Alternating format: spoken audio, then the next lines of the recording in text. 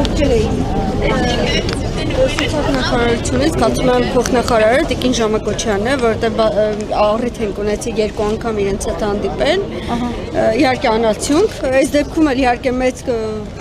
իլյուզիաներ չեմ փայփայում, բայց հույս ունեմ, որ իրենք հաշվի կառնեն այն կետերը, որոնք մենք իրենց առաջ ենք հաշվել։ Եվս մեկ անգամ ուզում եմ շեշտել, որ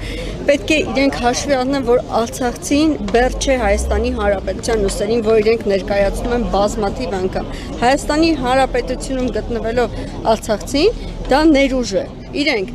լավագույն ֆիզիկներն են, քիմիկներն են, լավագույն պատմաբանները, չգիտեմ, լավագույն զինվորականները, բժիշկները պետք է օգտագործել ներուժը, որպեսզի մենք հնարավորություն ունենք պահպանել իրենց այստեղ։ Այսօր մեր դպրոցներում մանկավարժների խնդիր ունենք, շատ ցածր աշխատավարձ է, բայց եկած մանկավարժները սիրով պատրաստ են աշխատել։ Այսինքն ամեն ձև հնարավորինս պետք է օգտագործենք այն ամեն ինչը, ինչը մենք իրենց առաջ ենք հաշվում։ Նայեք, այս բնակարանային խնդիրը փորձում են ներկայացնել, որ դա գումարի կռիվ է, ոչ, դա գումարի կռիվ չի, դա կեցության, գոյատևելու կռիվ է։ Ես օրինակները շատ բազմից եմ բերել։ Եթե մի տանը ապրում է մի պապիկ, ում որդին այրվել է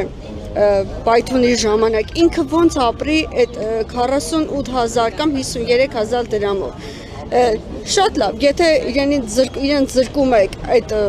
գումարներից, խնդրում եմ սոցիալ-նախարարությունը հաշվի առնի եւ պահի այնքան ժամանակ, մինչեւ որ ինքը կարողանա այդ ծախսերը հոգալ։ Այսպիսի խնդիրները շատ են։ Նայեք, երբ որ խոսում եք բազմազավակ ընտանիքների մասին եւ մեղադրանքներ են ներկայացնում, ինչու են այդքան շատ երեխաներ ունեցել, մենք պարտավոր չենք պահել։ Երբ որ այդ կինը, երբ որ այդ ընտանիքը երեխաներ էր ունենում, ինքն ապրում էր Արցախում, իր տանը, մշակելով իր հողը, աշխատելով դպրոցում կամ զինվորական եւ ինքը սիրով իր 5, 6, 7, 8, 9, նույնիսկ 10 երեխային պահել է գերազանց։ Հիմա հայտնվել ենք մի վիճակում, որ պետք է դուրս գանք, իրար մեղադրելով ոչ մի